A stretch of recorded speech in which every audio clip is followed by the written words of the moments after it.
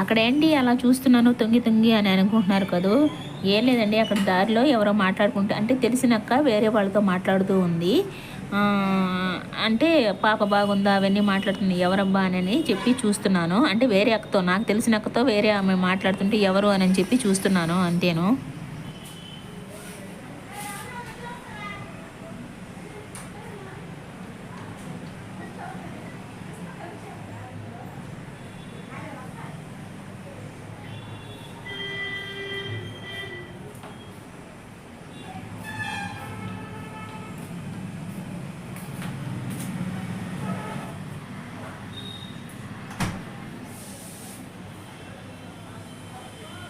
Hello అండి, నమస్తే.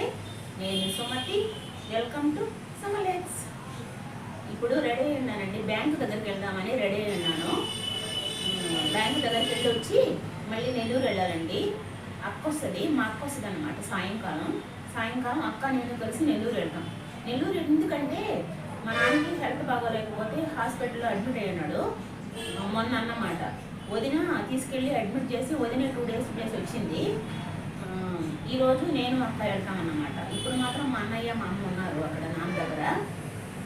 ఈరోజు సాయంకాలం నేను అక్క వెళ్తాము. ఈరోజు మేము అక్కడ మా డ్యూటీ అన్నమాట. ఈరోజు వదినికి రెస్ట్ అనమాట. అందులోనూ వదిన కొద్దిగా బిజీగా ఉంటే అందుకోసం అక్క వచ్చిన తర్వాత సాయంకాలం మేము వెళ్తాం అన్నమాట. అది ఇప్పుడు మాత్రం బ్యాంక్ దగ్గరికి వెళ్ళి వస్తాను. ఓకే, వీడియోలోకి వెళ్ళే ముందు వీడియోకి ఒక లైక్ ఇవ్వండి. అలాగే సబ్స్క్రైబ్ చేసుకోకుండా ఎవరైనా చూసి సబ్స్క్రైబ్ చేసుకోండి. ఓకే, అలాగే కమెంట్ కూడా పెట్టండి ప్లీజ్.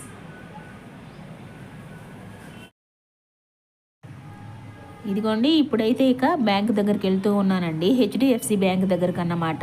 ఇదిగోండి, ఇక్కడ ఈ టైంలో అంటే 10:30, 11 ఆ టైంలో ఇక్కడ ఎప్పుడు ట్రాఫిక్ ఉంటుందండి. ఇక్కడ ఈ లలిత జ్యువెలరీ పక్కన లాస్ట్ టైం వెళ్ళినప్పుడు కూడా చాలా ట్రాఫిక్ ఉండిపోయింది. లాస్ట్ టైం కూడా బస్సులు అవన్నీ ఆగిపోయినాయి. ఇప్పుడు లాస్ట్ టైం ఏదో చెప్పాడు ఆ అబ్బాయి, నేను వినిపించుకోలేదు. ఇప్పుడు మళ్ళీ అడిగాను ఆటో అబ్బాయిని, ఏంటి ఇక్కడంటే ఈ టైంలో బర్రెలు వెళ్తుంటాయంట, అందుకోసం ట్రాఫిక్ ఎక్కువ ఉంటుందిగా అని అంటున్నాడు అనమాట బర్రెల వల్ల. ఇదిగోండి, వచ్చేసాను బ్యాంకు లోపలికి. ఇదిగో ఇక్కడ మా సుకన్య కూతురు గన్విక అన్నమాట. మా సుకన్య రాలేదు, సుకన్య బజార్లో ఉంది. ఇదిగో వాళ్ళ పెద్దమ్మ అన్నమాట ఈ అమ్మాయి, సిండ్రిల్లా మా పిన్ని కూతురు. ఆ అమ్మాయి కొడుకు సిండ్రిల్లా కొడుకు, అలాగే మా సుకన్య కూతురు ఇద్దరు వచ్చున్నారు. మా పిన్ని అలాగే అందరూ వచ్చున్నారన్నమాట. ఇది ముద్దుగా భలే ఉంటుందండి. ఇదిగోండి, హెచ్డిఎఫ్ బ్యాంక్లో పీస్ఫుల్గా ఉంటుందండి. ఎప్పుడు రద్దీగా లేకుండా చాలా పీస్ఫుల్గా కామ్గా ఉంటుందన్నమాట. కట్ చేస్తే ఇక్కడ మళ్ళీ ఇంటికి వచ్చేసానండి. బ్యాంకులో పని చూసుకొని ఇంటి దగ్గరకు వచ్చేసాను. ఇప్పుడు టైం వచ్చి 12:30 or 12:45 అలా అవుతుంది. ఇవి అన్నం అయితే ఏం చేయలేదు, వండను కూడా లేదు. నేను వచ్చేసానండి, ఇప్పుడే వచ్చేసాను బ్యాంక్ దగ్గర నుంచి. ఆల్రెడీ మబ్బు కూడా ఉంది, అంటే బాగా చల్లగా ఉంది క్లైమేట్. ఈరోజు 20 అన్నమాట, తారీఖు 20వ తారీఖు అన్నమాట. ఇప్పుడు టైము 12:30 అవుతుంది. నేనైతే లంచ్ అదంతా ఏం చేయలేదు, అంటే ఇంట్లో అన్నం కూడా చేయలేదన్నమాట. సో అందుకోసమని ఇక ఎలాగో ఇప్పుడు నెల్లూరు వెళ్ళాలని చెప్పాను కదా, ఇందాక అక్క వస్తుంది, మధ్యాహ్నం నెల్లూరు వెళ్ళాలి మళ్ళీ. సో అందుకోసం ఇప్పుడు టీ ఉన్నాయి, టీ తాగేస్తాను. ఆల్రెడీ క్లైమేట్ కూడా చాలా చల్లగా ఉంది కాబట్టి సో టీ వేడి చేసుకుంటున్నాను అనమాట. వేడి చేసుకొని టీ తాగేస్తానండి. అదే ఈరోజు నా లంచ్. ఓకే,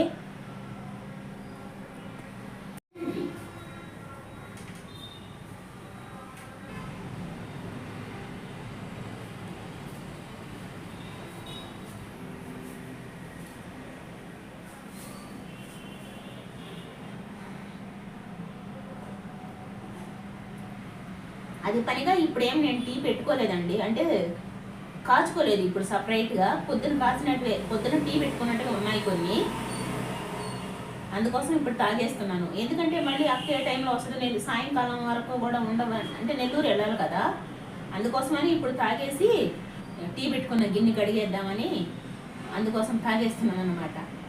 అందుకు నేను అంటే టీ ఇప్పుడు ఏం తినకపోయినా ఉండిపోతానండి, ఎందుకంటే నాకు పొట్టలో లైట్గా ఉండడం అంటేనే ఇష్టము. పొట్ట ఫుల్గా ఉంటే అందులో ఎక్కడికైనా వెళ్ళేటప్పుడు, జర్నీ చేసేటప్పుడు కానీ అక్కడ వెళ్ళేటప్పుడు కానీ కొంచెం ఇబ్బందిగా ఉంటుంది అనమాట, అంటే గ్యాస్ ట్రబుల్ వల్ల. అందుకోసం ఏదో ఒక రకంగా ఉంటుంది.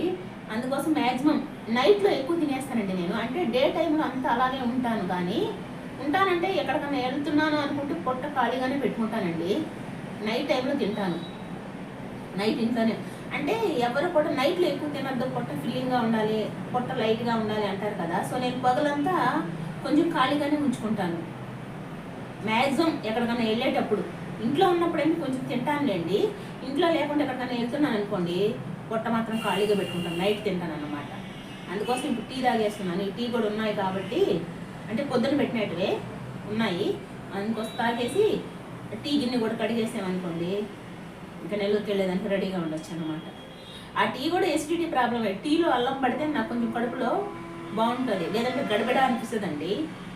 ఈ టీలు తాగేసి తర్వాత ఇంకా వాష్రూమ్లో అయ్యి టాబ్లెట్స్కి అట్లా అంటే వెళ్ళిపోయి అప్పుడు పొట్టలో బాగుంటుంది అన్నమాట.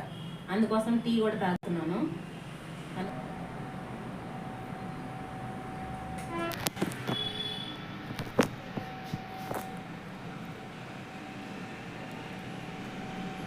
ఇప్పుడైతే అక్క వచ్చేసిందండి, సతీష్ వాళ్ళ ఇంట్లో ఉందంట.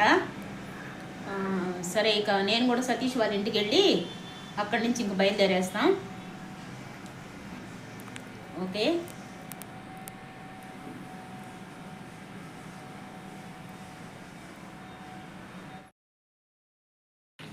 వచ్చేసాను మా సతీష్ వాళ్ళ ఇంటికి. ఇదిగోండి, లాస్ట్ టైం వెళ్ళినప్పుడు ఒక్క చెట్టు పెట్టున్నాడు మా సతీష్, రోజా చెట్టు. అప్పుడు కూడా పువ్వు పూసింది. ఇప్పుడేమో చాలా చెట్లు పెట్టేస్తున్నారన్నమాట. ఇదిగోండి మళ్ళీ అదే రోజా చెట్టు, లాస్ట్ టైం తీసిన రోజా చెట్టుకే మళ్ళీ ఈ పువ్వు కూడా భలే ఉంది. ఈ పువ్వు కూడా ఇప్పుడు మళ్ళీ చాలా రోజా చెట్లు, 2-3 రోజా చెట్లు, మల్లి చెట్టు కూడా ఇదిగోండి, మల్లి మొగ్గలు కూడా వచ్చినాయన్నమాట. అంటే తుఫాన్ రాకపోయింటే ఇంకా ఉండేమో, తుఫాన్ వల్ల ఏమన్నా ఖరాబ్ అయినా ఏంటో కానీ కొన్ని చెట్లు మళ్ళీ ఇలా వరుసగా పెట్టున్నారు. వాడికి బాగానే ఇష్టం లేండి ప్లాంట్స్ పెంచడం, మా సతీష్కి కూడా. అలాగే సుచిత్రకు కూడా ఇష్టమే ఉన్నట్టుంది. ఇదిగోండి అక్క వచ్చేసి ఫోన్ మాట్లాడుతూ ఉంది. ఇదిగోండి నెల్లూరులో దిగేసామన్నమాట. అంటే చాలా లేటుగా వచ్చిందండి బస్సు, చాలా లేట్ అయిందన్నమాట. అంటే మేము గూడూరులో 3:30కో 4ంటికో ఎక్కాము, 6ంటికి వచ్చిందండి. 6 గంటలకు దిగాము. ఎందుకంటే అంటే ట్రాఫిక్ ఎక్కువైపోయింది, రోడ్లు వేస్తున్నట్టున్నారు. 1 వే అన్నమాట, ఒకే రోడ్డు, అంటే ఒకే దారిలో వస్తున్నాయి, ఒకే దారిలో వెళ్తున్నాయి అన్నమాట, చాలా దూరము. అందుకోసం చాలా ట్రాఫిక్ అయిపోయింది. అందుకు చాలా లేట్ అయిపోయిందన్నమాట బస్సు. ఆ ట్రాఫిక్ కూడా చాలా, రోడ్డు తీద్దాం అనుకున్నాను బస్సులో, కానీ మళ్ళీ తీయలేదు నేను. చాలా ట్రాఫిక్ ఆగిపోయింది, లారీలు అవన్నీ, కానీ తీయలేదన్నమాట. ఇదిగోండి ఎట్టకేళ్ళకి దిగేసాము. ఇది నెల్లూరు ఆర్టీసీ బస్టాండు. ఇక్కడ మళ్ళీ ఆటో ఎక్కి హాస్పిటల్కి వెళ్ళాలి కదా, అందుకోసమని అటుపక్కకి దాటుకుంటున్నాము ఆటో ఎక్కడం కోసము. ఎక్కేసి ఇదిగోండి హాస్పిటల్కి వెళ్ళే దారిలో దిగేసాము, వెళ్తూ ఉన్నాం అన్నమాట. నేను అక్క, రామచంద్రారెడ్డి హాస్పిటల్ అండి. ఇక్కడ దిగేసి ఇక్కడ నుంచి నడుచుకుంటూ దగ్గరేనన్నమాట. అటువైపు అక్క కొంచెం కొద్దిగా సౌండ్గా అనిపించింది కదా మీకు ముందు బిట్లో కొంచెము, ఎందుకంటే నేను ఈ వీడియో ఎడిటింగ్ చేస్తూ ఉంటే, అంటే వాయిస్ ఓవర్ ఇస్తూ ఉంటే, అంటే రేపు క్రిస్మస్ అన్నమాట. నేను ముందు రోజు నైట్ ఎడిటింగ్ చేస్తున్నాను దీన్ని, రేపు పోస్ట్ చేద్దామని. చర్చి వాళ్ళు పాటలు పాడుకుంటూ వెళ్తున్నారు అన్నమాట, అరుచుకుంటూ డప్పులు కొట్టుకుంటూ, అదన్నమాట ఆ సౌండ్. ఇదిగోండి అయితే ఇక్కడికి దగ్గరకు వచ్చేసాము, రామచంద్రారెడ్డి హాస్పిటల్ దగ్గరకు అన్నమాట. ఇక్కడే నాన్న అడ్మిట్ అయ్యి ఉండేది. ఇదిగోండి ఇదంతా దగ్గరేలేండి. ఆటో దిగి కొంచెం దూరం ఆటో దిగి ఒక 5-7 నిమిషాల్లో వెళ్ళిపోవచ్చు అన్నమాట. మేము వెళ్ళే లోపల అమ్మ బయట కూర్చొని ఉంది మెట్ల మీద, అంటే లోపల అన్నయ్య వాళ్ళు ఉన్నారన్నమాట, అన్నయ్య తమ్ముడు వాళ్ళు వచ్చున్నారు. అందుకోసం అమ్మ అంటే రానివ్వరు లోపలికి, ఐసీయూలో ఉన్నారన్నమాట. ఒకళ్ళు వస్తే ఒకళ్ళు లోపల ఉండాలి, బయట ఉంటే ఒకళ్ళు లోపల ఉండాలి.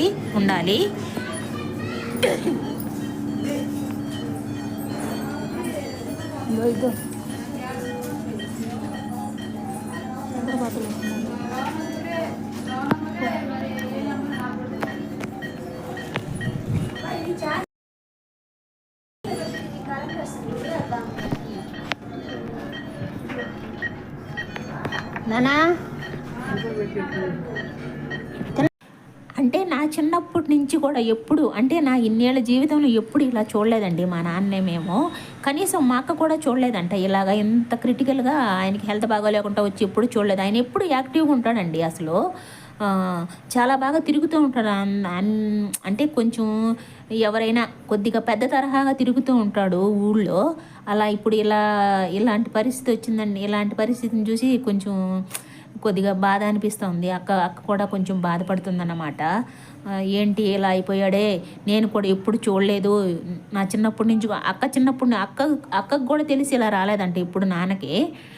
అంటే మామూలుగా చిన్న చిన్న జ్వరాలు, చిన్న కడుపు నొప్పులు అలాంటివి వస్తుంటాయి. గ్యాస్ ట్రబుల్ అయి మామూలే. ఇలా ఇంత క్రిటికల్ పరిస్థితిలో ఎప్పుడు చూడలేదు అమ్మాయి నేను కూడా. ఎప్పుడో చిన్నప్పుడు వచ్చిందంట. మా అత్తలు చెప్పారంట, మా మేనత్తలు అక్కకి ఫోన్లో, మీ నాన్నకి చిన్నప్పుడు ఏదో బాగా లేకుండా వస్తే అప్పుడు మా అత్తలే దంచి బియ్యము అలా అన్నీ వండి పెట్టాము అని చెప్పారట. మళ్ళీ ఇప్పుడు నాన్నకి ఉబ్బిపోయి మొహం అంతా కూడా వాచిపోయిందండి. మొహము, కళ్ళు, చేతులు అవన్నీ కామెర్లు కూడా ఎక్కువ ఉన్నాయి ఆయనకి. ప్లేట్లెట్స్ పడిపోయి కామెర్లు ఎక్కువైపోయినాయి అన్నమాట. అందుకోసము మొహం అంతా ఒళ్ళంతా వాచిపోయిందండి. ఇలాంటి పరిస్థితి వచ్చిందన్నమాట. మా నాన్న ఎప్పుడు ఇలా లేడు. ఊర్లో ఎప్పుడు యాక్టివ్గా తిరుగుతూ ఉంటాడు. అందరూ పిలుస్తూ ఉంటారండి మా నాన్నని. అంటే అక్కడికి వెళ్ళాలి, ఇక్కడికి వెళ్ళాలి, పెళ్లి చూపులకి వెళ్ళాలని ఏదో సంథింగ్ అట్లా తిరుగుతూ ఉంటాడు అన్నమాట. కొంచెం పెద్ద తరహాగా తిరుగుతుంటాడు ఊళ్ళో. సో ఇలాంటి పరిస్థితి వచ్చిందన్నమాట. తొందరగా తగ్గిపోవాలి. మళ్ళీ మా నాన్న లేచి మళ్ళీ యథావిధిగా తిరగాలి లేచి యథావిధిగా. ఎప్పుడైనా ఇక్కడికి వచ్చినప్పుడు కూడా ఒక్కరోజేనండి అమ్మని తీసుకొస్తారు కదా. అమ్మకి హెల్త్ బాగోలేకపోతే ఇక హాస్పిటల్కి వెళ్ళి ఇట్టు వస్తారు కదా. అమ్మను వదిలిపెట్టేసి పొద్దుపోయింది అనుకోండి, ఒకరోజు ఉంటాడు, మళ్ళీ వెళ్ళిపోతాడు అనమాట. ఇంటికి ఉండలేడు. వెళ్ళి అక్కడ అంతా తిరుగుతుంటాడు. ఫోన్లు చాలా వస్తుంటాయండి నాన్నకి. ఫోన్లు వస్తూ ఉంటాయి అన్నమాట. అందులోనూ అక్కడంటే తిరిగేదానికి బాగా మంచిగా ఉంటుంది కదా. వెళ్ళిపోతాడు, ఒక్కరోజు కూడా ఉండలేడు అన్నమాట. సో అలాంటి వాడు ఇలా అయ్యాడు. సరేలేండి, ఇంకేం చేద్దాం. అక్క కూడా ఎప్పుడు నాన్న ఇలా పరిస్థితులు లేడని చెప్పి బాధపడుతూ ఉందన్నమాట. ఈ వీడియో ఎడిటింగ్ చేస్తుంటే మామూలుగా దగ్గర ఉన్నప్పుడు కన్నా ఇప్పుడు కడుపులో ఏదో ఒకలాగా అనిపిస్తుందండి. ఒకలాంటి బాధ